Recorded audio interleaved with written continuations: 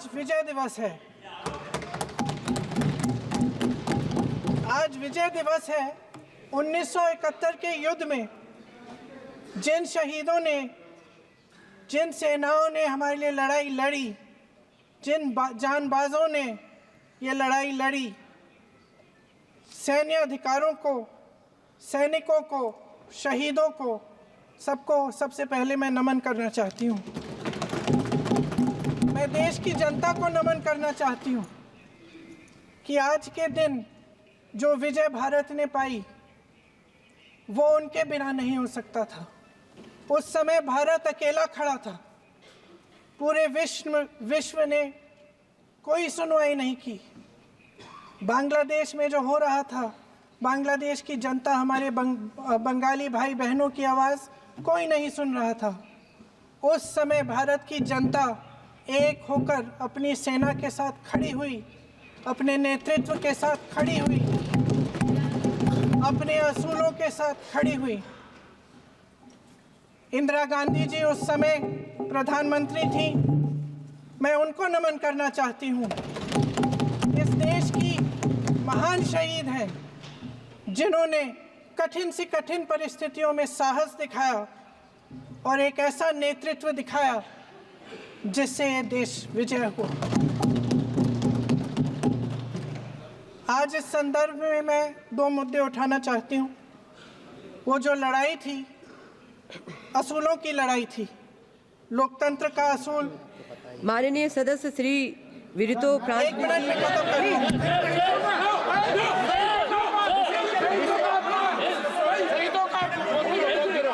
मैं संक्षिप्त में बोल देती हूँ। कंप्लीट करिए सभापति महोदया जी, मैं संक्षिप्त में बोल देती हूँ। कंप्लीट करिए। दो मुद्दे हैं, संक्षिप्त में बोल देती हूँ।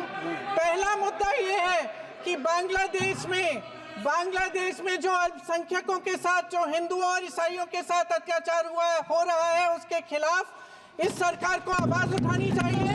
बांग्लादेश की सरकार के साथ बातचीत करनी चाहिए और पूरा समर्थन देना चाहिए जिनको माननीय सदस्य श्री वरितो फ्रांसिस जी सेम मैटर है, वो भी एसोसिएट करेंगे प्लीज। अरे पूरी जवाब तो बोलने दो। पूरे तो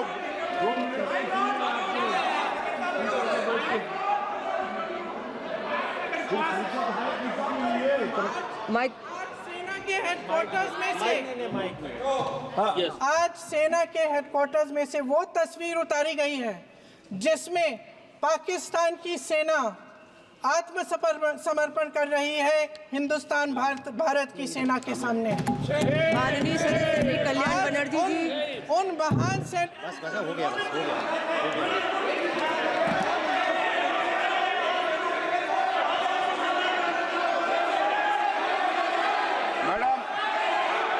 Madam, under the Ministry of Home Affairs, there is an organization which is called BPR&D. That BPR&D has appointed two private organizations. That's called NACR and SARD. This NACR and SARD, they are making survey in West Bengal regarding the law and order, perception of public safety and public opinion. Sir, we ignoring the state of West Bengal. Ignoring the state of West Bengal. All the time, Ministry of Home Affairs take the information from the state government. But an organization which has been appointed by the MHA, they are engaging private organization which really betrays the federal structure of the country. I will request the Minister of Home Affairs to look into the matter and give us any answer to that. माननीय सदस्य श्री कार्तिक चंद्र पाल जी। নমস্কার মহাশয়, 2008 সালে প্রয়াত কেন্দ্রীয় মন্ত্রী প্রিয়ঞ্জন দাসমুন্সী এই জেলায় সাংসদ থাকাকালীন এখানে এইমস হাসপাতালের অনুমোদন হয়েছিল। পরবর্তীতে সেই এইমস হসপিটাল নদিয়ার কল্যাণীতে স্থাপিত হয়। 2024 সালে আমি সাংসদ নির্বাচিত হওয়ার পর কেন্দ্রীয় স্বাস্থ্যমন্ত্রী মাননীয় শ্রী জগৎ প্রসাদ নাড্ডাজিকে রায়গঞ্জের দ্বিতীয় এইমস হাসপাতালের অনুমোদনের জন্য অনুরোধ করি। তার উত্তরস্বরূপ কেন্দ্রীয় স্বাস্থ্যমন্ত্রী আমাকে জানান যে পশ্চিমবঙ্গ সরকার থেকে দ্বিতীয় কোনো এইমস তৈরির প্রস্তাব আসেনি। পরবর্তীতে আমি পশ্চিমবঙ্গের সম্মানীয় মুখ্যমন্ত্রীর কাছে অনুরোধ করি রায়গঞ্জের জন্য দ্বিতীয় এইমস হসপিটালের একটা আবেদন করার জন্য, এবং তার সাথে আমি আপনার কাছে অনুরোধ করছি ম্যাডাম যে রায়গঞ্জে এইমস হসপিটাল হলে শুধু রায়গঞ্জ নয়, গত উত্তরবঙ্গ যেমন উপকৃত হবে, পার্শ্ববর্তী রাজ্য বিহার, ঝাড়খণ্ড, আসামের মানুষও উপকৃত হবে এবং সুচিকিৎসার সুযোগ পাবে। এখানে এর সাথে কর্মসংস্থান এবং এলাকার অর্থনৈতিক উন্নয়ন হবে। মহাশয় আপনার কাছে আমার অনুরোধ, আপনার মাধ্যমে ভারতবর্ষের যশস্বী প্রধানমন্ত্রীজি এবং কেন্দ্রীয় স্বাস্থ্যমন্ত্রীকে অনুরোধ আমার উত্তরবঙ্গের সাথে রায়গঞ্জ লোকসভায় এইমস স্থাপনের জন্য। নমস্কার ম্যাডাম। माननीय सदस्य श्री हाईवे ईडन जी, माननीय सदस्य श्री इटेला राजेंद्र जी। महोदय, मेरा मलकागिरी पार्लियामेंट के अंदर सिकंदराबाद कंटोनमेंट है madam. It is under defence ministry madam. Corona time पे वहाँ पे सफाई कर्मचारी जो काम करता है, बहुत लोग मर चुका है मैडम। वो लोग कंपैशनेट अपॉइंटमेंट के लिए वो दरख्वास्त किए तो 5% के अंदर ही वो कंपैशनेट अपॉइंटमेंट देने के लिए जो डिफेंस मिनिस्टर ने कहा, मैंने डिफेंस मिनिस्टर को खुद जाके मिला था। वो सफाई कर्मचारी है, वो कोरोना टाइम पे मर चुका है। वो लोग गंदा काम करने वाला है, गरीब लोग हैं, इसीलिए इसको मानवता कोण से एक दफ़ा 100 लोग तक है मैडम। वो 100 लोगों को कंपैशनेट अपॉइंटमेंट करने के लिए मैं आपके माध्यम से डिफेंस मिनिस्टर को मैं रिक्वेस्ट कर रहा हूँ मैडम। धन्यवाद। माननीय सदस्य श्री रविंद्र वायकर जी।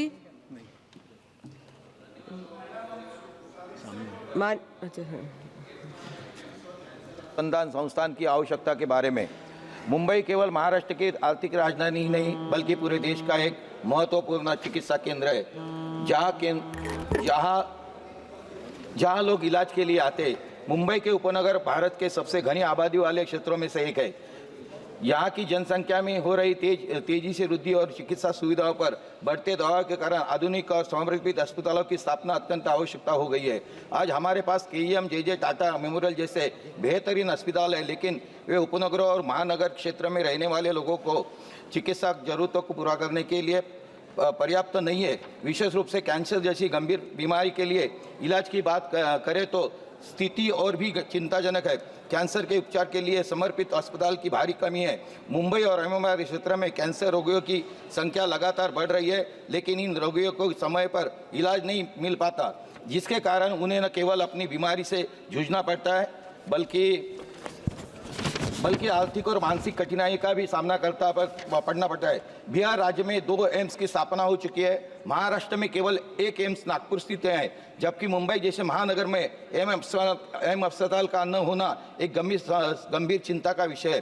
एम्स जैसी प्रतिष्ठित चिकित्सा संस्थान की स्थापना यहाँ लोगों को ये उच्च गुणवत्ता वाले किफायती सुलभ इलाज मिलेगा। इसके लिए मैं चाहता हूँ, सरकार से निवेदन करता हूँ कि इस समय महत्वपूर्ण विषय पर गंभीरता से विचार किया जाए और सरकार शीघ्र ही इस दिशा में ठोस निर्णय करके उपनगर में एम्स की स्थापना करे। माननीय सदस्य श्री अभिमन्यु सेट्टी जी।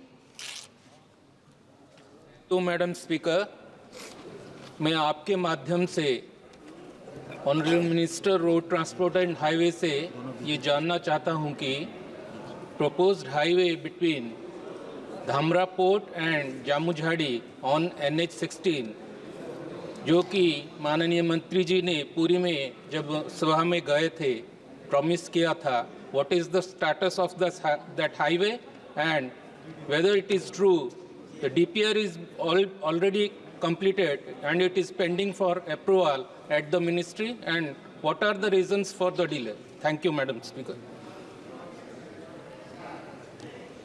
माननीय सदस्य श्री हरेंद्र मलिक जी। धन्यवाद सभापति जी।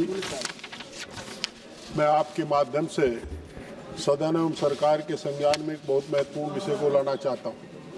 मान्यवर, केंद्रीय गन्ना क्रय अधिनियम के अनुसार गन्ना किसान अपना गन्ना चीनी मिलों को आपूर्ति करते हैं।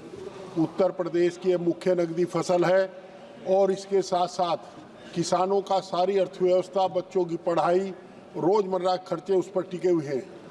हमारी राज्य सरकार एक सलाहकार पर सलाह मूल्य घोषित करती है, जिसके आधार पर चीनी मिलें गन्ना किसानों को मूल्य का भुगतान क्या करते हैं। दुर्भाग्य ये है कि अक्टूबर में चीनी मिलें चली, आज दिसंबर का अंत पड़ाव है, उसके बावजूद भी किसान को ये पता नहीं कि तू गन्ना क्या भाव बेच रहा है। अभी राज्य सरकार द्वारा गन्ना मूल्य घोषित नहीं किया गया। आप ही की कैबिनेट के एक साथी ने ये कहा था कि 400 के पार गन्ना मूल्य होगा, परंतु अभी उनका भी पता नहीं वो कहाँ है, कैसे हो रहा है। तो मेरा आपके माध्यम से सरकार से अनुरोध है कि उत्तर प्रदेश सरकार से अनुरोध करें, आग्रह करें, निर्देशित करें, जैसा भी करें गन्ना मूल्य 400 के पार कराने की घोषणा करें। और जो किसानों के साथ ज्यादती होती है, जब वो गन्ना मूल्य मांगता है उन्हें पकड़ करके बंद कर दिया जाता है, ऐसी जेल में डाला जाता है, जो मिलाई बंद कर देते हैं, उस पर भी अंकुश लगाने का काम करें। माननीय सदस्य श्री जगदम्बा पाल जी। मैं अत्यंत आपका आभारी हूँ।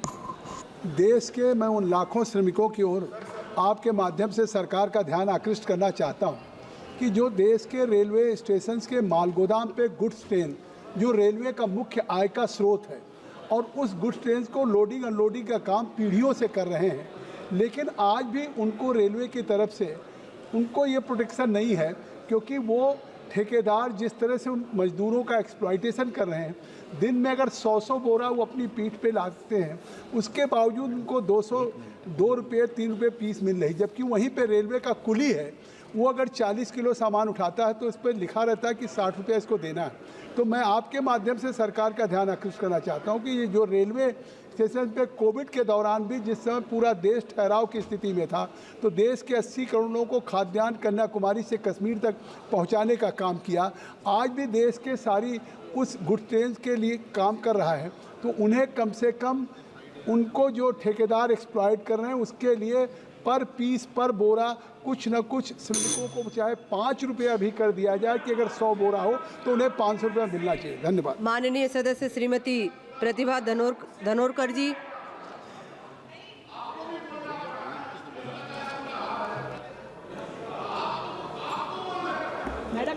धन्यवाद अध्यक्ष महोदय। पीक विमा योजनेच्या अंतर्गत शेतकऱ्यांसाठी पीक विमा कंपन्यांना जाणारे प्रीमियम हे जनतेच्या पैशातूनच सरकारला भरत असते, मात्र नुकसान भरपाईची वेळ येते तेव्हा विविध कारणामुळे शेतकरी बांधव पीक विम्यापासून वंचित राहतात। माझ्या लोकसभा क्षेत्रातील 2023 खरीप हंगामाचे पीक विम्याचे 87,742 शेतकऱ्यांचे पैसे न मिळाल्याने ओरिएंटल पीक विमा कंपनी व जिल्हा प्रशासनाला नोटीस दिली आहे।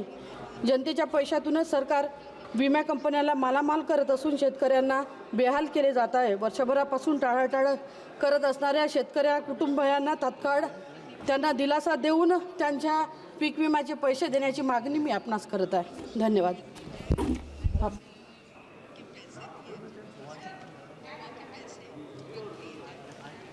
माननीय सदस्य Shri Hibi Eden ji. Thank you, Madam. Sir, I would like to draw the attention of the House to a matter of great importance. I think the entire House would agree upon this issue. The human resources, our young people, is the greatest asset of our country. The crisis of corporate life balance to safeguard the well-being of the young professionals of India is the need of the hour, Madam. The tragic and untimely death of Anna Sebastian Pereira, a 26-year-old chartered accountant from Kerala, from my constituency, he has brought to light the critical issue of extreme work pressure and its impact on the health and well-being of the IT professionals. This young girl was a bright student. She worked in a company called Ernst & Young, its sister concern SRBC in Pune. Ma'am, this is an institutional murder done by the corporates and the multinationals of this country. Ma'am, this young girl had to work 14 hours, 7 days a week, and died of fatal cardiac arrest, ma'am. Ma'am, mental health is something which have to be very seriously looked upon by this House. No labor laws and codes are being followed by this corporates and multinational company. I urge the government of India to take necessary action to inquire on the death of Anna Sebastian and take necessary steps to protect the well-being of the young professionals in this country, ma'am. Thank you. धन्यवाद। माननीय सदस्य श्री जी के पणवी जी,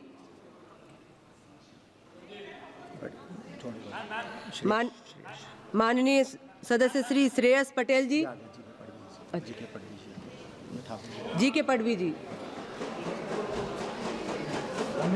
धन्यवाद अध्यक्ष महोदय कि आपने मुझे मौका दिया आज बोलने के लिए। मैं एक बहुत महत्वपूर्ण प्रश्न पूछना चाहता हूँ। ये केवड़िया कॉलोनी का एक प्रश्न है, यहाँ पे स्टैच्यू ऑफ यूनिटी बनाई गई है। मैं स्टैच्यू ऑफ यूनिटी के बारे में एक बहुत गंभीर प्रश्न उपस्थित करना चाहता हूँ कि जो स्टैच्यू ऑफ यूनिटी पे जो चेस्ट लेवल है, जो 153 मीटर के हाइट पे है, वहाँ पे स्टैच्यू ऑफ यूनिटी के इसमें छेद किया गया है ताकि गैलरी व्यू मिले। वहाँ से लेज़र शो भी बनाया गया है और मैं आपसे ये भी कहना चाहता हूँ वहाँ पे शौचालय बनाया गया है। मैं मानता हूँ कि ये जो शौचालय है ये अपमान है। क्या देश के पूर्व केंद्रीय मंत्री, स्वतंत्रता सेनानी और कांग्रेस के ज्येष्ठ नेता के स्टैच्यू के बीचों बीच अगर पेशाब करना ये अपमान नहीं है तो क्या है? मैं सरकार से पूछना चाहता हूँ, क्या यही राष्ट्रवाद है? क्या यही इनकी देशभक्ति है? इसलिए मैं केंद्र सरकार और राज्य सरकार से विनती करता हूँ कि ये शौचालय हटाया जाए। बजरंग सोनवाने जी। धन्यवाद। माननीय अध्यक्ष महोदय, थैंक यू, मुझे बोलने के लिए मौका दिया। मैं बीड जिले से, महाराष्ट्र से बात कर रहा हूँ। मेरे जिले के अंदर कानून सुव्यवस्था न रह गई, इसी के वजह से एक मेरा संतोष देशमुख नाम का एक सरपंच था, वो सरपंच को उठा के जाके किडनैपिंग किया और उसका मर्डर किया है। वो मर्डर के बारे में हमने बहुत बार आपसे मांग की है कि उसके लिए पूरी तरह से जांच हो जाए और उसके जो खूनी है उसको फांसी की शिक्षा हो ही जाए। इसीलिए आप सदन से रिक्वेस्ट करता हूं कि ये संतोष देशमुख के लिए न्याय मिलना चाहिए, यही मेरी रिक्वेस्ट है आपको। Thank you. धन्यवाद। माननीय सदस्य श्री रामवीर सिंह बिदुड़ी जी।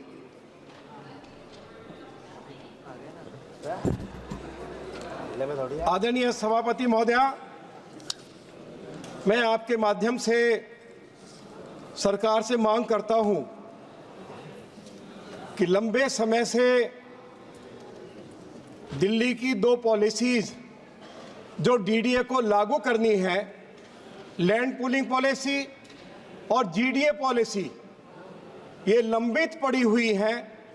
इन दोनों पॉलिसीज के लागू हो जाने से दिल्ली स्लम बनने से बचेगी, दिल्ली की आय भी बढ़ेगी और दिल्ली के किसानों की जमीन जो कौड़ियों के दाम पर एक्वायर की जाती है दिल्ली सरकार के द्वारा, दिल्ली के किसानों को अच्छा मुआवजा भी मिलेगा।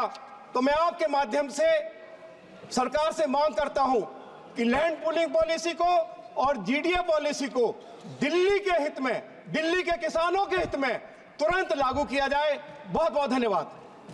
माननीय सदस्य श्री सुदीप बंदोपाध्याय जी। Madam, minorities and Hindus are being tortured in Bangladesh. Foreign Secretary visited Bangladesh recently. I talked with External Affairs Minister along with Shogato Rai in the House day before yesterday. I am surprised that why government is keeping mum.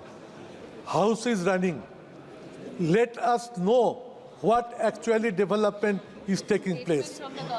Statement of the government is urgently required. Sir, either External Affairs Minister or the Prime Minister himself come into the House and save the Hindus and the minorities facing torture in our neighboring country, Bangladesh.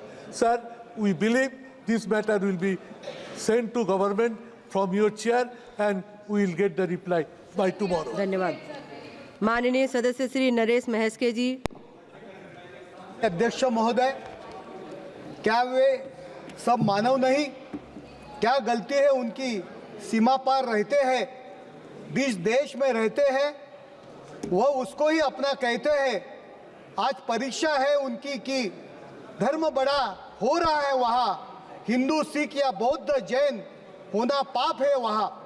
मैं इस सदन का ध्यान हमारे पड़ोसी देश बांग्लादेश में हिंदू अल्पसंख्यकों पर हो रहे अत्याचार की ओर आकर्षित करना चाहता हूं। यह मुद्दा केवल बांग्लादेश का आंतरिक मामला नहीं बल्कि मानवता और धार्मिक सहिष्णुता के लिए गंभीर चिंता का विषय है।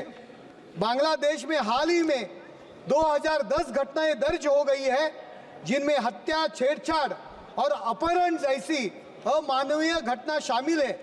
इन घटनाओं के कारण 1705 परिवार प्रभावित हुए हैं। विशेष रूप से चिन्मय कृष्ण दास जैसे सम्मानित धार्मिक नेता की गिरफ्तारी ने स्थिति का और संवेदनशील बना दिया है। बांग्लादेश के 64 जिलों में फैले अत्याचार ने केवल हिंदू बल्कि बौद्ध और ईसाई अल्पसंख्यक समुदायों पर भी संकट में डाल दिया है। यहाँ तक कि ढाका। माननीय सदस्य धन्यवाद। प्लीज माननीय सदस्य श्री श्रेयस पटेल जी। शून्य में रैली माइक मैडम। ಮಾನ್ಯ ಅಧ್ಯಕ್ಷರೇ, ಶೂನ್ಯ ವೇಳೆಯಲ್ಲಿ ಮಾತನಾಡಲು ಅವಕಾಶ ಮಾಡಿಕೊಟ್ಟ ನಿಮಗೆ ಧನ್ಯವಾದಗಳು.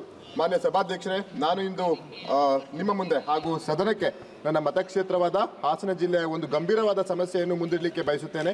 ಕಾಡಾನೆ ಮತ್ತು ಮಾನವ ಸಂಘರ್ಷ ನಮ್ಮ ಜಿಲ್ಲೆಯಾದ ಹಾಸನ ಮಲೆನಾಡು ಭಾಗಗಳಲ್ಲಿ ತಾರಕಕ್ಕೇರಿದೆ. ಮಾನ್ಯ ಸಭಾಧ್ಯಕ್ಷರೇ, ಜಿಲ್ಲೆಯಲ್ಲಿ ಕಾಡಾನೆ ಸಮಸ್ಯೆ ಎಷ್ಟೊಂದು ಬಿಗಡಾಯಿಸಿದೆ ಅಂತ ಹೇಳಿದ್ರೆ, ಕಳೆದ 10 ವರ್ಷಗಳಿಂದ ಇಲ್ಲಿಯವರೆಗೂ ಆನೆ ದಾಳಿಯಿಂದ ಸುಮಾರು 80ಕ್ಕೂ ಹೆಚ್ಚು ಮಂದಿ ರೈತರು ಪ್ರಾಣ ಕಳೆದುಕೊಂಡಿದ್ದಾರೆ. 55ಕ್ಕೂ ಹೆಚ್ಚು ಆನೆಗಳು ಪ್ರಾಣ ಕಳೆದುಕೊಂಡಿದ್ದಾವೆ.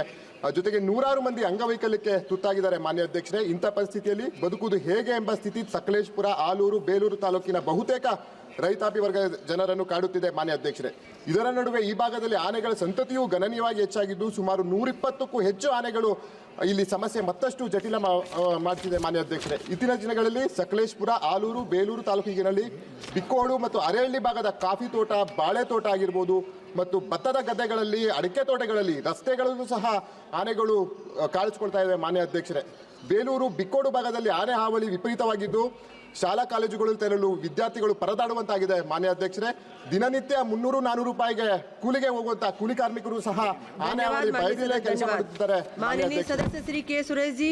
Madam will conclude madam, 1 second. ಇದರಿಂದಾಗಿ Thank you, Chairman.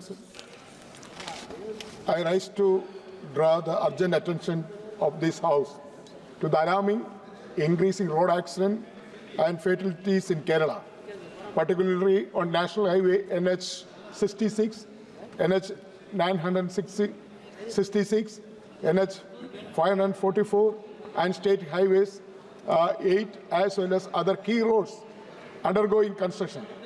This issue demands immediate intervention from the central government to ensure the safety of commuters and pedestrians in the road.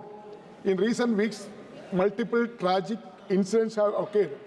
Alappuzha Kalargod NH 66, 6 lives of MBBS students lost due to poorly managed traffic and hazardous road conditions caused by ongoing construction. Madam, Palakkad Kaladrikode NH 966, a devastating crash claimed 4 kids' lives, highlighting the lack of safety infrastructure. Madam, in Pathanamthitta district, SH 8, 4 fatalities occurred due to the unsafe road condition and the absence of proper traffic management. Madam, in Thrissur, Natia NS. धन्यवाद माननीय सदस्य। I'm concluding. Thrissur, Natia NS 66, 5 people lost their lives in a tragic accident, further emphasizing the dire need for immediate corrective measures on this critical highway. Coimbatore, Madukari, also same accident happened, sir. Sir, the entire Kerala lasted 10 to 15 days.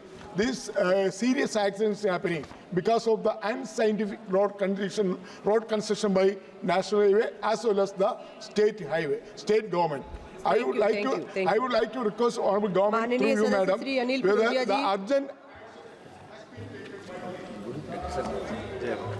माननीय सभापति जी, आपने मुझे एक महत्वपूर्ण विषय पे बोलने का अवसर दिया, मैं आपका धन्यवाद करता हूँ।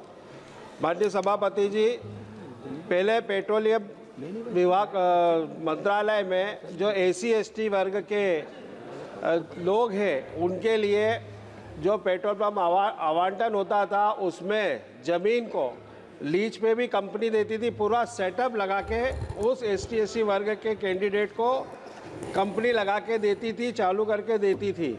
लेकिन विगत वर्षों से देखने में आ रहा है कि कंपनी उस वर्ग के व्यक्ति से कहती है कि आप ही ज़मीन लाएं। आज ज़मीनों के भाव आसमान छू गए हैं। माननीय सभापति महोदय, वो SC/ST वर्ग का जो कैंडिडेट है वो उसको नहीं अफोर्ड कर सकता है, वो नहीं ले सकता है लीज पे। तो मेरा आप सब निवेदन है माननीय मंत्री जी से कि पुनः उस व्यवस्था को चालू करें, ताकि माननीय प्रधानमंत्री जी का जो उद्देश्य है कि SC/ST वर्ग के लोगों को उत्थान करना है। अमर सिंह जी।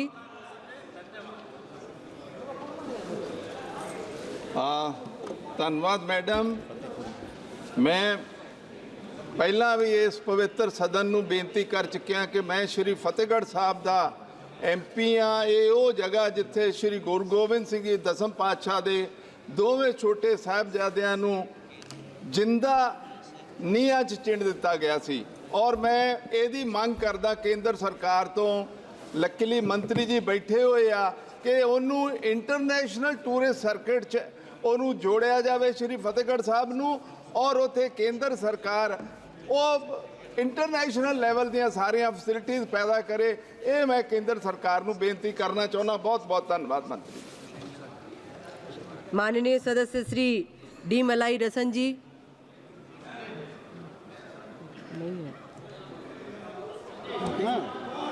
माननीय सदस्य श्रीमती जी जी மாண்புமிகு பேரவைத் தலைவர் அவர்களே வணக்கம். எனது கள்ளக்குறிச்சி தொகுதிக்குட்பட்ட கள்ளக்குறிச்சி, சேலம், தியாகதுருகம் மற்றும் ரிஷிவந்தியம், திருக்கோளூர் பகுதி மக்களுக்கான கோரிக்கையாக நான் உரையை துவங்குகிறேன். எனது மாவட்டம் 2019 புதிய மாவட்டமாக அறிவிக்கப்பட்டது. 16 லட்சத்திற்கும் மேல் மக்கள் வசித்து வருகிறார்கள். புதிய ரயில் பாதை அமைப்பதற்காக சின்ன சேலத்திலிருந்து கள்ளக்குறிச்சி வரை அமைப்பதற்காக மாநில அரசுடன் சேர்ந்து 16 துவங்கப்பட்டது. இன்னும் அந்த பணி ரொம்ப சுணக்கமாக நடந்து கொண்டிருக்கிறது. அதை விரைவாக நடத்தி தர வேண்டும். முகையூர் வரை புதிய ரயில் பாதை அமைத்து தர வேண்டும் என்று கேட்டுக்கொண்டு, இதனால் சென்னையில் இருந்து சேலம் வரை செல்லும் பயணிகளின் நேரம் 2 மணி நேரம் குறையும். எனவே பயணிகளின் எங்களுடைய மாவட்டத்தினுடைய மக்களுடைய நலன் கருதி இந்த திட்டங்களை துவங்குமாறும், எங்களது தமிழக முதல்வர் எல்லாருக்கும் எல்லாம் என்ற கோட்பாடோடு தமிழக மக்கள் கழக கட்சி பாகுபாடு இல்லாமல் அனைத்து திட்டங்களையும் நடைபெற்று வருகிறார். ஒன்றிய அரசும் அதுபோல அனைத்து மாநிலங்களுக்கும் பாகுபாடு இன்றி அனைத்து திட்டங்களையும் செயல்படுத்துமா என்று தாங்கள் வாயிலாக கேட்டறிந்து விடைபெறுகிறேன். நன்றி, வணக்கம். माननीय सदस्य श्रीमती अनीता सुखदर्शनी जी।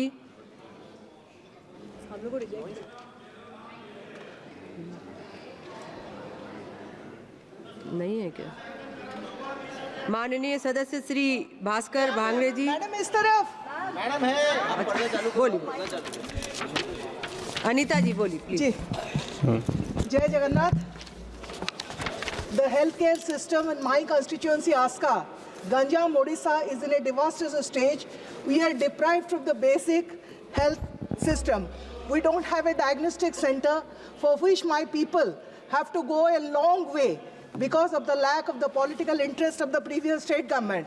So, Madam, I urge through you to the central government for having a diagnostic center and ultrasound X-ray in my local medical system, where we badly need them, so that my people will be benefited.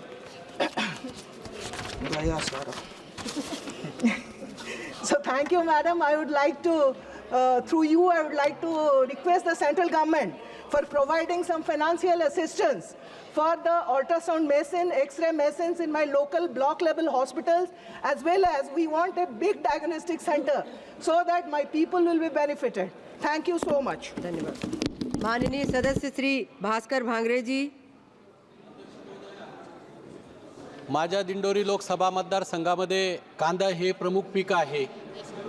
यावर्षी संपूर्ण राज्यामध्ये नाशिक जिल्ह्यामध्ये कांद्याचं उत्पादन camera आने दीजिए क्षेत्र में बिहार कांद्याचं उत्पादन चांगले झाले आहे। महाराष्ट्र, गुजरात, मध्य प्रदेश या राज्यामध्ये देखील कांद्याची आवक अंदाजे 30 ते 40% वाढली आहे, परंतु दिवसांदिवस कांद्याच्या किमती कमी होत आहे। दुबईसह आखाती देशामध्ये भारताच्या तुलनेमध्ये पाकिस्तानचा कांदा हा कमी किमतीत निर्यात होत आहे आणि त्यामुळे भारतीय कांद्याला आखाती देशामध्ये मागणी कमी आहे आणि ही गोष्ट कांदा उत्पादक शेतकऱ्यांच्या दृष्टीने अतिशय गंभीर आहे। माझ्या मतदारसंघातील लासलगाव कृषी उत्पन्न बाजार समितीमध्ये 12 डिसेंबर 2024 रोजी कांद्याचा सरासरी भाव हा 3 ते 3,500 हजार रुपये प्रति क्विंटल होता आणि आज 4 दिवसामध्ये हा कांद्याचा भाव सरासरी 1,500 रुपये प्रति क्विंटल झाला आहे आणि त्यामुळे आणि दिवसांदिवस अजूनही कांद्याचं किंमत कमी होण्याची शक्यता आहे आणि त्यामुळे शेतकऱ्यांचा उत्पादन खर्च देखील सुटणार नाही आणि म्हणून माझी आपल्याला विनंती की आपण शासनाला आपल्यामार्फत विनंती करतो की कांद्यावरचं जे निर्यात शुल्क 20% आहे ते 0% करावं आणि त्यामुळे खऱ्या अर्थाने शेतकऱ्यांना न्याय मिळेल म्हणून आपण या प्रश्नी लक्ष घालावी ही विनंती आपल्याला करतो। धन्यवाद माननीय सदस्य। माननीय सदस्य श्री आलोक शर्मा जी।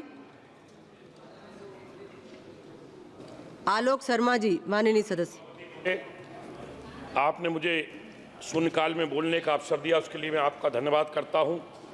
क्या संस्कृति मंत्री ये बताने की कृपा करेंगे क्या सरकार की राष्ट्रीय संस्कृति निधि के अंतर्गत भोपाल में राजा भोज के नाम पर शोध संस्थान बनाने का विचार है? यदि हाँ तो तत्संबंधी ब्यौरा क्या है? यदि नहीं तो राजा भोज के नाम पर कब तक भोपाल में शोध संस्थान स्थापित किया जाएगा? माननीय सभापति महोदय, भोपाल का 1000 साल का गौरवशाली इतिहास है, भोपाल की गौरवशाली संस्कृति है। हमारा भोपाल राजा भोज का भोपाल है, हमारा भोपाल सम्राट अशोक का भोपाल है, हमारा भोपाल चंद्रगुप्त मौर्य का भोपाल है, हमारा भोपाल प्रतिहार वंशों का भोपाल है, हमारा भोपाल रानी कमलापति गोड़ों का भोपाल है। भोपाल की वास्तविक विरासत को विश्व पटल पर लाने हेतु सरकार की कोई कार्य योजना है? कृपया बताने की कृपा करें। धन्यवाद। माननीय सदस्य श्री दिनेश चंद्र जी। धन्यवाद सभापति जी। मेरे से संसदीय क्षेत्र अंतर्गत सहरसा जिला के सोनबरसा राज प्रखंड के फतेहपुर परेरिया गांव के निवासी स्वर्गीय हर्षवर्धन सिंह IPS अधिकारी का 3 दिसंबर 2024 को कर्नाटक के हासन में सड़क दुर्घटना में मौत हो गया। जो कर्नाटक कैडर के 2023 के IPS थे, वे पहली पोस्टिंग पर हासन में अपना योगदान करने जा रहे थे। दुर्घटना तब हुई जब पुलिस वाहन का टायर फट गया, चालक ने नियंत्रण खो दिया जिससे वाहन एक घर और पेड़ से टकरा गई। गाड़ी का टायर फटना डिपार्टमेंट का एक बहुत बड़ा लापरवाही दर्शाता है। सरकार ट्रेनिंग पर काफ़ी पैसा खर्च करती है लेकिन बाद में उसे अफसर के लापरवाही में धकेल दिया जाता है। जूनियर सीनियर के बीच उसे राजनीति का शिकार बना दिया जाता है। सरकारी गाड़ियों की हालत खराब थी। ऐसी घटना मन को विचलित कर देने वाली है। कर्नाटक सरकार के लापरवाह पदाधिकारी के कारण देश ने एक युवा एवं होनहार IPS अधिकारी को खो दिया। अतः मैं सरकार से मांग करता हूं कि इसकी उच्च स्तरीय जांच कराई जाए और दोषियों के प्रति सख्त कार्यवाही करते हुए आश्रितों के परिवार को न्याय और आर्थिक सहायता दिया जाए। धन्यवाद। माननीय सदस्य श्रीमती हरसिमरत कौर जी। मैडम, मैं आगू जगजीत डल्लेवाल का इशू रेज करना चाहती, जिहड़े पिछले दिनों तो मल वास्ते बैठे हुए ने बॉर्डर 'च किसानां दी मंगां मंगवाउण वास्ते, लेकिन अफसोस की गल है कि इन्हीं 21 दिनों में किसी सरकार ने उन्हां ताईं जाके पहुँच नहीं की। अज उन्हां दा जीवन दे अंत दा समा आंदे इंदा सीरीयस इशू हैगा। सुप्रीम कोर्ट के ऑर्डर के राही ही केंद्र सरकार ने एक छोटा अफसर भेजा। विषय जो आपने दिया है उस विषय पर बोलिए। जी मैडम, यही इशू दिया था मैंने। ये सबसे ज़रूरी इशू है कि 4 साल पहले किसानों को किया गया सी थोड़ी मंगा मनाइया जाएंगी जब काले कानून वापस किए गए, प्रधानमंत्री जी ने कहा।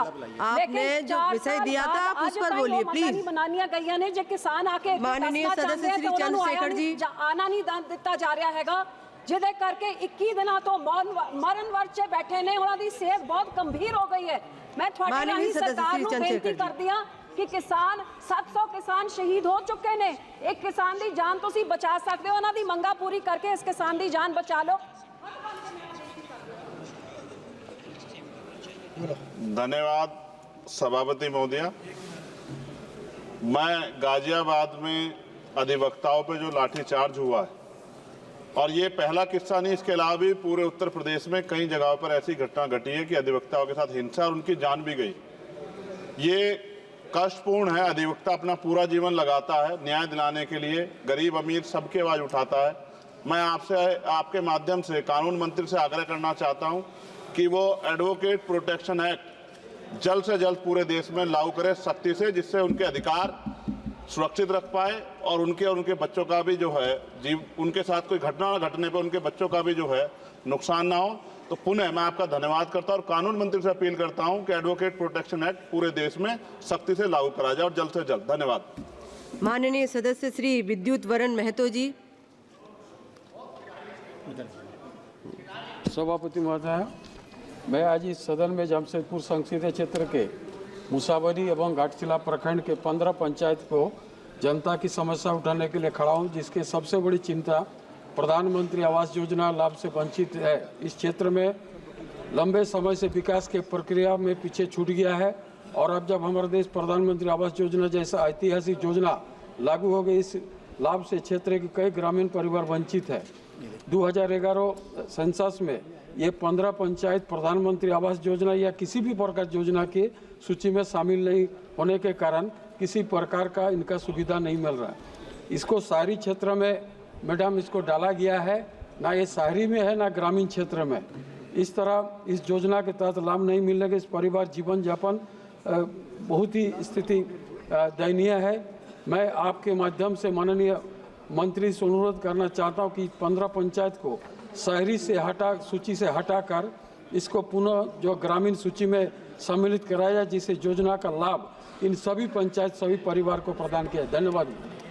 मैं माननीय सदस्यों से आग्रह कर रही हूं कि हम जिन विषयों पर यहाँ लिखित में दे रहे हैं उन्हीं विषयों पर चर्चा करें, प्लीज।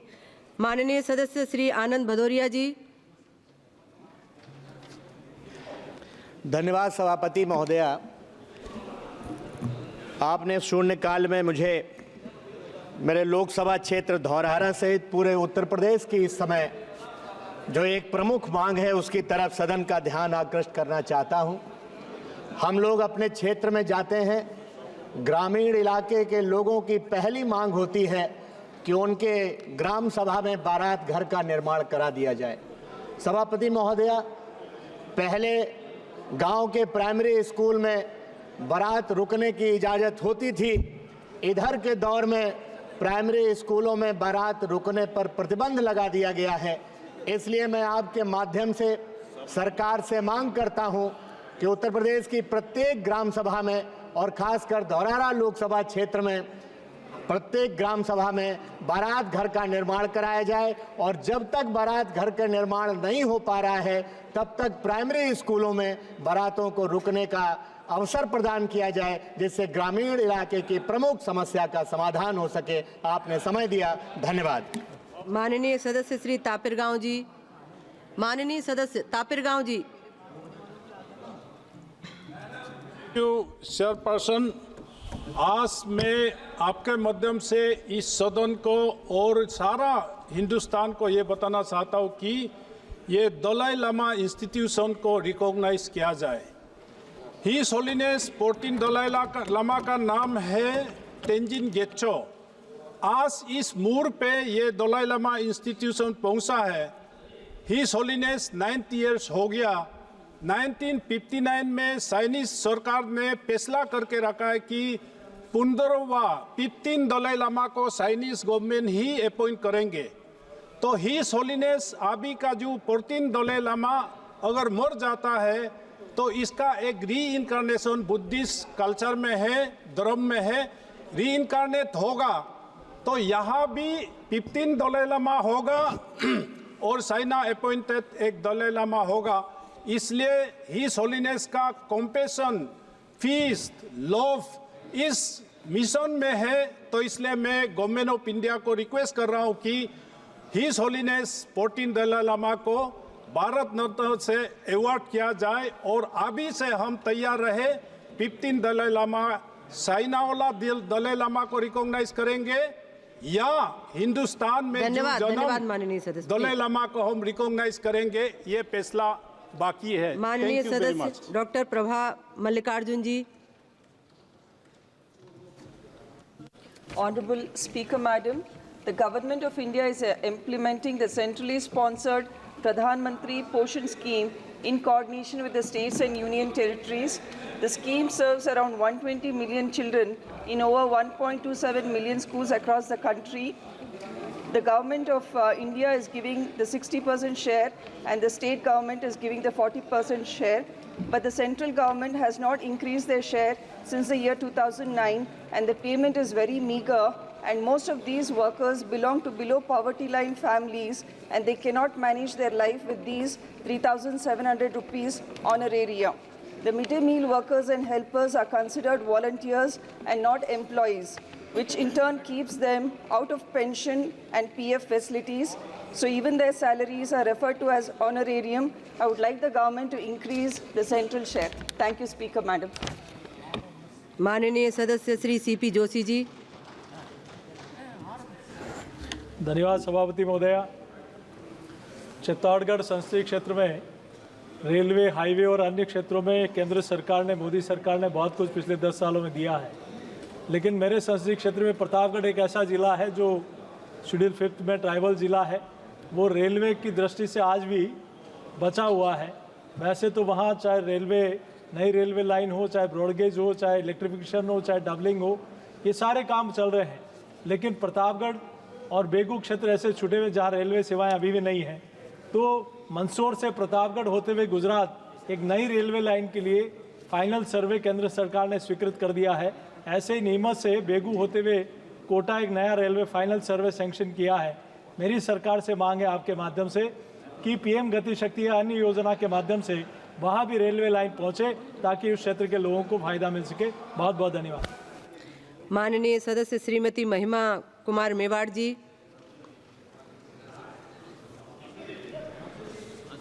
बहुत बहुत धन्यवाद सभापति महोदय जी।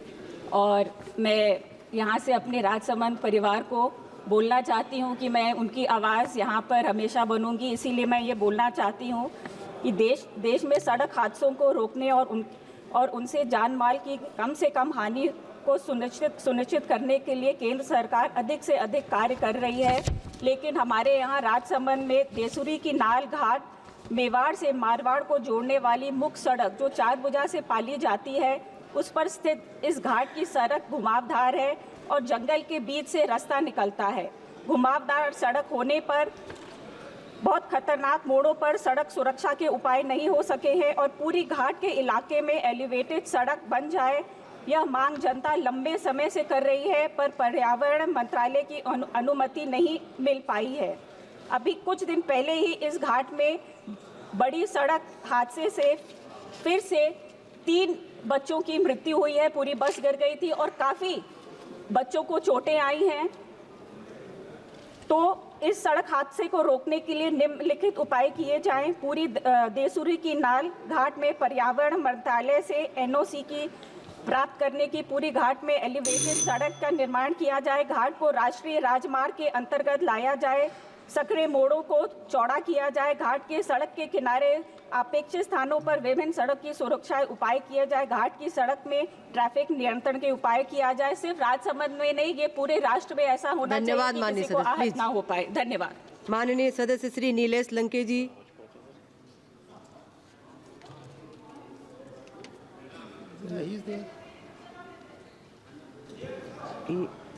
नीलेश जी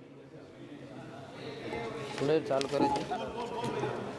माननीय सभापति, मी आती आवाज नाही आता। माननीय सभापती महोदया, मी अति महत्त्वाच्या विषयावर चर्चा करण्यासाठी उभा आहे। पंतप्रधान राष्ट्रीय सहायता निधी अंतर्गत दिलेली कमाल रक्कम 3 लाख रुपये आहे, ती रोगाचा संपूर्ण खर्च भरण्यासाठी वाढवली पाहिजे। अध्यक्षीय महोदया, PMNRF अंतर्गत एक खासदार 1 वर्षामध्ये फक्त 35 प्रकरणे पाठवू शकतो। हा नियम योग्य नाही। 35 प्रकरणाची मर्यादा काढून टाकली पाहिजे आणि ती अमर्यादित करावी। PMRF मध्ये पॅनल हॉस्पिटलची संख्या वाढवण्याची गरज आहे, ती लवकरात लवकर वाढवावी। एका तालुक्यामध्ये कमीत कमी 1 हॉस्पिटल पॅनलमध्ये केले पाहिजे। अध्यक्षीय महोदया, PMNRF ही प्रणाली अजूनही पोस्टाने केले जाते, कृपया ती ऑनलाईन करा, जेणेकरून रुग्णाला कमी वेळेत लवकरात लवकर आर्थिक दिलासा मिळू शकेल। अध्यक्षीय महोदया, NRF-मध्ये एका स्पेशल केस ऑप्शन असायला हवा आहे. असे जसे की जर आजार विहित सूचीबद्ध रोगामध्ये नसेल तो स्पेशल केस बनवता येईल, जेणेकरून रुग्णाला आर्थिक भरपाई मिळू शकेल. धन्यवाद माननीय तुम्ही मला बोलण्याची संधी दिली. धन्यवाद. माननीय सदस्य Shrimati Jothimani ji. Thank you chairman madam. எனது கரூர் நாடாளுமன்ற தொகுதிக்குட்பட்ட கரூர் வெண்ணெய்மலை வேலாயுதம்பாளையம் பகுதிகளில் ஆயிரக்கணக்கான நடுத்தர மக்கள் பல வருடங்களாக வீடு கட்டி குடியிருக்கின்றனர். வீடுகளுக்கு பட்டா வழங்கப்பட்டுள்ளது. அவர்கள் தொடர்ந்து வீட்டு வரி, தண்ணீர் வரி, மின்சார கட்டணம் கட்டி வருகின்றனர். இந்த குடியிருப்பு பகுதிகள் வெண்ணெய்மலை முருகன் கோவில், புகழிமலை முருகன் கோவில் நிலங்களாகவும் உள்ளன. இவை இனாம் நிலங்கள் மற்றும் கோவில் நிலங்கள் என்று இருவகையாக உள்ளன. இனாம் நிலங்கள் 100 ஆண்டுகளுக்கு முன்பு கோவிலில் இறை சேவை செய்தவர்களின் குடும்பங்களுக்கு இனாமாக வழங்கப்பட்டவை. ஆகவே அவை அந்த குடும்பத்தினருக்கே சொந்தம். அந்த குடும்பத்தினர் முறைப்படி பெயரில் வகை மாற்றம் செய்யப்பட்டுள்ளது. அவற்றை பலர் விற்றும் வாங்கியும் உள்ளனர். 100 ஆண்டுகளுக்கு முன்பு தமிழகத்தில் இந்து சமய அறநிலையத்துறை ஏற்படுத்தப்படாத காலத்திலேயே மக்கள் முறையாக பட்டா பெற்று இந்நிலங்களில் குடியிருக்கின்றனர். பல பேர் கிராமங்களில் உள்ள தங்களது நிலங்களை விட்டு நகரத்தில் ஒரே ஒரு வீட்டு மனையை வாங்கி வீடு கட்டியுள்ளனர். சில இடங்களில் நீதிமன்ற உத்தரவு வந்து பல ஆண்டுகள் கடந்த பிறகும் பத்திரப்பதிவுத்துறை தொடர்ந்து சட்டப்படியான வீட்டுமனை பட்டாக்களை பதிவு செய்து வந்திருக்கிறது. இதில் மக்கள் தவறு ஒன்றுமில்லை. அவர்களை கோவிலின் பெயரால் வீடுகளை காலி செய்ய சொல்வது நியாயமற்றது. குடியிருக்க ஒரு வீடு என்பது ஒவ்வொரு மனிதரின் கனவு. வாழ்க்கை முழுவதும் சம்பாதித்து சேமித்து கைவசம் இருந்த நிலங்களை விற்று கடன் வாங்கி வீடு கட்டி 50 ஆண்டு 30 ஆண்டு குடியிருந்த பிறகு அவர்களை மீண்டும் வீடற்றுவதாக மாற்றுவது நியாயமாகாது. இதேபோல ஈஸ்வரன் கோவில் உள்ளிட்ட பல கோவில் இனாம் நிலங்கள், வீடுகள் பல்வேறு இடங்களில் தற்போது பிரச்சனைக்குரியதாக மாறியுள்ளது. ஆகவே இப்பிரச்சனை உடனடியாக தமிழ்நாடு அரசுடன் கலந்து ஆலோசித்து ஒன்றிய அரசு மக்களுக்கு நியாயம் வழங்க வேண்டும் என்று அன்புடன் கேட்டுக்கொள்கிறேன். நன்றி. रविंद्र चौहान जी, माननीय सदस्य. धन्यवाद माननीय अध्यक्ष महोदय. मैं नांदेड़ महाराष्ट्र संसदीय क्षेत्र से हूं. नांदेड़ जिला क्षेत्र में किसान भाइयों की पीक बीमा राशि लगभग 617 करोड़ राशि है. इसमें केंद्र सरकार का हिस्सा 267.3 करोड़ राशि अभी तक मिलना बाकी है, जो कि महाराष्ट्र सरकार के हिस्से की 349.70 करोड़ राशि मिल चुकी है, लेकिन केंद्र सरकार का हिस्सा अभी तक नहीं मिला है. इसी के अनुरूप किसान भाई इस लाभ से वंचित है. मेरी आपके माध्यम से ये मांग है कि 267.3 करोड़ केंद्र सरकार का जो हिस्सा है राशि तुरंत महाराष्ट्र सरकार को पीक बीमा की राशि अदा की जाए, जो कि किसान भाई को इसका लाभ मिले. धन्यवाद. माननीय सदस्य doctor T Sumathy ji. Madam Chairperson, for allowing me to raise this very important issue. The cyclone Fengal has disrupted the northern districts of Tamil Nadu, disrupting the infrastructure, livelihood and daily life of the people. Especially the landslide that has happened in Tiruvannamalai is a major havoc. And the situation has been commendably handled by our Chief Minister, Thiru M.K. Stalin well. More than 500 employees have been deployed to restore the roads, especially in the Chittoor bypass road. And many executive engineers have been deployed for the work, and the situation was kept under control. But in spite of that, the welfare measures, more than 30 crores have been given for the welfare measures, and 37 crores have been deployed to the self-help group. Despite that, the situation there needs a large amount of money, and our Chief Minister had represented for an interim relief of more than 2,000 crores. Our Prime Minister claims that we follow the tagline of we follow the tagline of Vasudhaiva Kudambakam. This is in Tamil Nadu, a part of that family, part of India. Madam, सबसे पहले नालंदा माननीय सदस्य Pappu Yadav. Madam, Nalanda paper examination और घोटाला ये एक पूरक बन गया है बीपीएससी यूपीएससी नियोजित शिक्षक कर्मचारी का. लगातार पेपर लीक का मामला लगातार चल रहा. परम ज्ञान निकेतन गया से लेकर कई ऐसे स्कूल के पेपर लीक के मामले बिना एग्जामिनेशन बिना पेपर लीक के नहीं होता है. अभी CGSL में का जो आया उसमें 40 लाख रुपया लेकर के रिजल्ट दिए गए एक बच्चों का, ये रिपोर्ट आ गया. दूसरा नॉर्मलाइजेशन का मुद्दा उठा मैडम, तो उसी बिंदु में लोगों ने सॉफ्टवेयर के चलते 85,000 बच्चे हमारे फॉर्म नहीं भर सके. उसका एक्सटेंशन नहीं हुआ। एक दो पदाधिकारी SM राजू और परमार, ये दोनों को गलत तरीके से, जबकि उस पर विजिलेंस का जांच हो गया, FIR हो गया, उसको पोस्टिंग कर दी गई। मैडम, ये भ्रष्टाचार पेपर का मेरा सिर्फ लग रहा है कि ये पेपर का जो लीक है, ये बिहार में जो लगातार लाठी चल रहा है। धन्यवाद, धन्यवाद सभापति महोदय।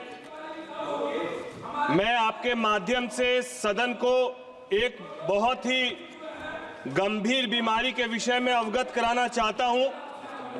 सभापति महोदया, SMA स्पाइनल मस्कुलर ऑट्रोफी एक गंभीर बीमारी है जिससे प्रत्येक वर्ष लगभग 4000 बच्चे देश में, बिहार में लगभग 250 बच्चे, भागलपुर में लगभग 16 बच्चे और मेरे खगड़िया लोकसभा में लगभग 3 ऐसे बच्चे हैं जो इस गंभीर बीमारी से जूझ रहे हैं। और इस बीमारी में मांसपेशियों का नसों के साथ जो संपर्क है वो टूट जाता है और 6 साल के बाद वो बच्चा बोलना बंद कर देता है। उसके शरीर का कोई भी अंग काम नहीं करता और धीरे धीरे वो अपने आप को मौत की तरफ वो बढ़ता जाता है। मैं आपके माध्यम से सभापति महोदय ये निवेदन करना चाहता हूं सरकार से कि इसके इलाज में लगभग 17.5 करोड़ रुपया का एक इंजेक्शन लगता है। तो मैं आपके माध्यम से चाहूंगा कि सरकार इसको लेकर जरूर जो है एक महत्वपूर्ण कदम उठाए और बहुत जो है वो। अध्यक्ष महोदय, मेरे संसदीय क्षेत्र एटा कासगंज में, जो कि शिक्षा से बहुत पिछड़ा हुआ क्षेत्र है, इन दोनों जनपदों के विद्यार्थियों को उच्च शिक्षा के लिए दिल्ली, आगरा, लखनऊ और बरेली जाना पड़ता है।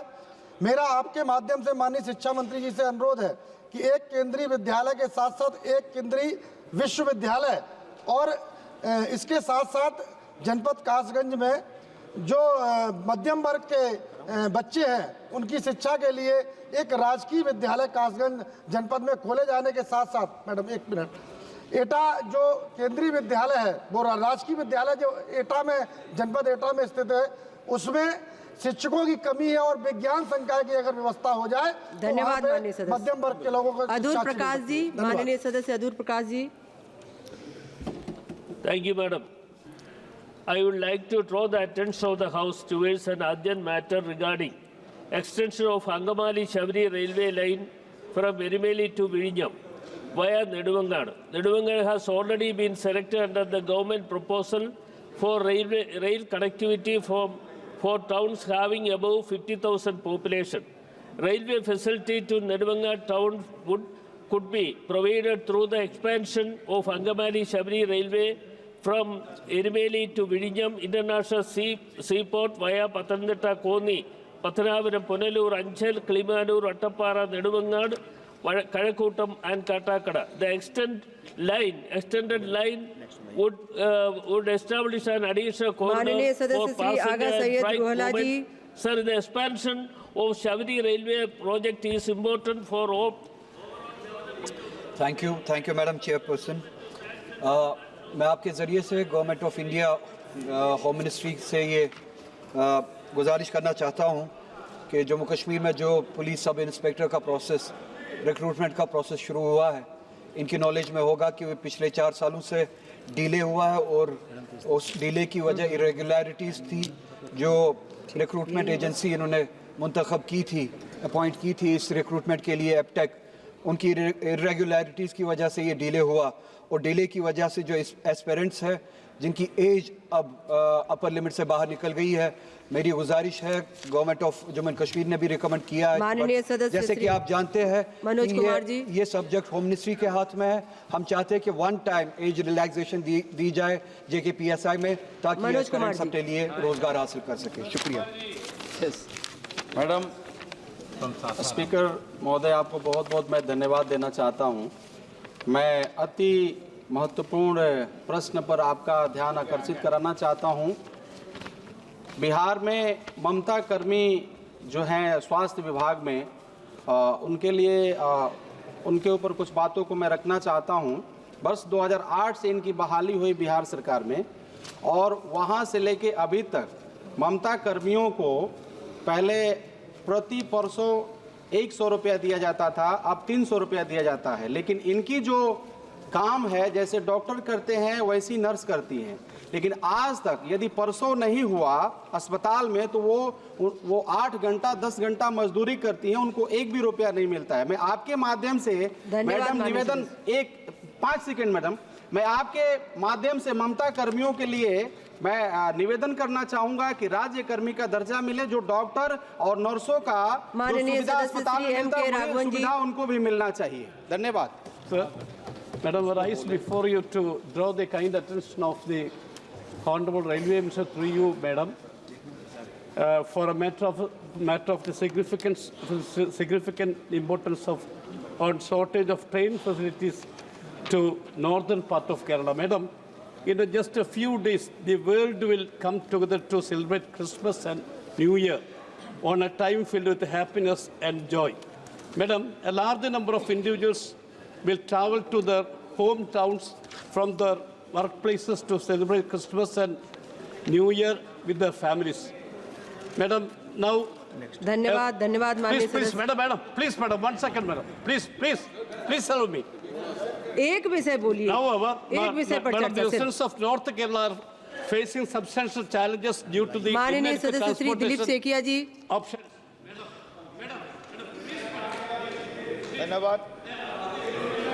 धन्यवाद सभापति महोदया जी।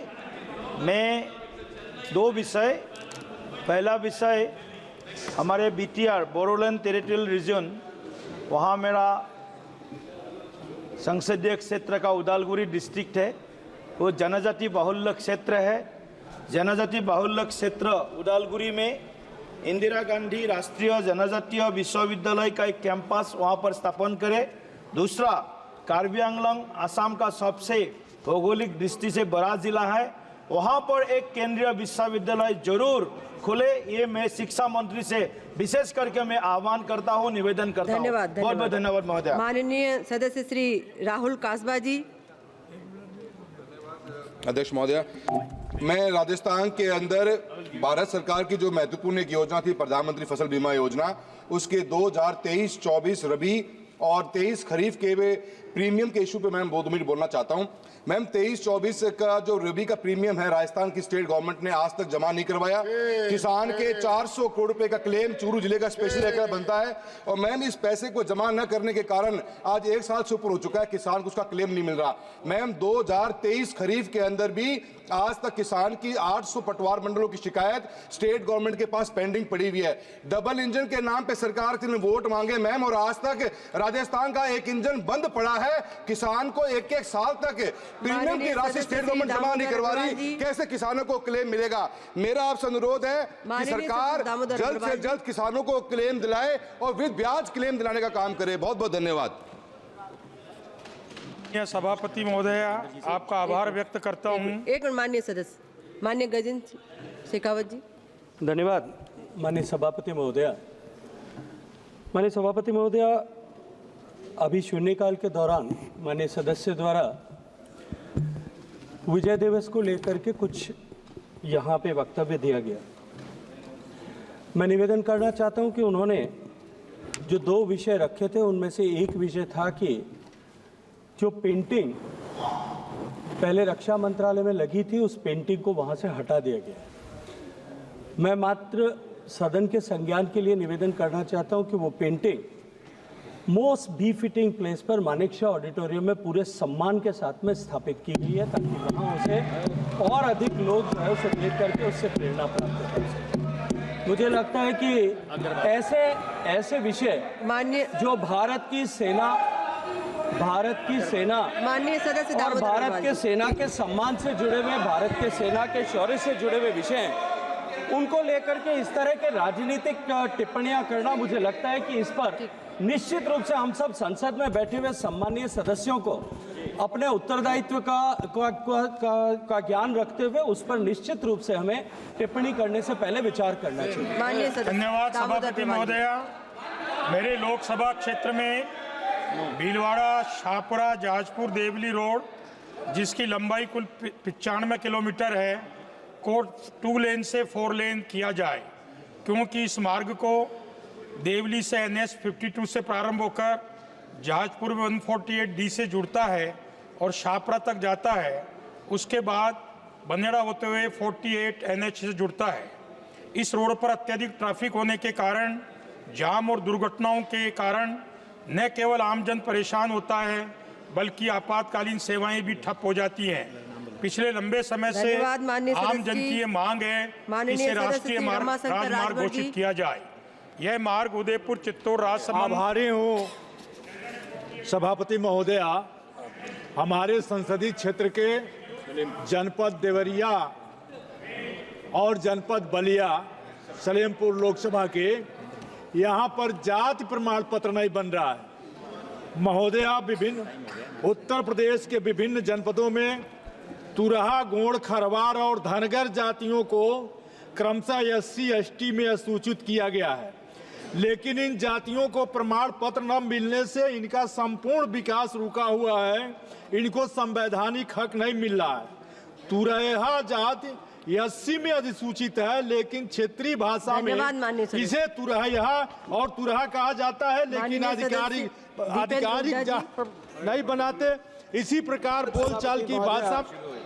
पावर ग्रिड कॉरपोरेशन की HT लाइन हरियाणा, दिल्ली के कई इलाकों से गुजर रही है, जिसमें किसानों को पर्याप्त मुआवजा नहीं मिल रहा। राइट ऑफ वे में लगभग 1 एकड़ जो लाइन के आसपास का क्षेत्र होता है, उसमें 30% मार्केट रेट दिया जाने का गाइडलाइंस हैं, जबकि नुकसान जमीन की वैल्यू में 90% की गिरावट होती है। और किसानों की मांग है कि वो मार्केट रेट की बजाय कलेक्टर रेट दिया जा रहा है, उसको मार्केट रेट के हिसाब से 90% दिया जाए। किसान आंदोलनरत है, उनकी कोई सुनवाई नहीं कर रहा। शंभू बॉर्डर पर भी किसान बहुत लंबे अरसे से बैठे हैं MSP की लीगल गारंटी को लेकर।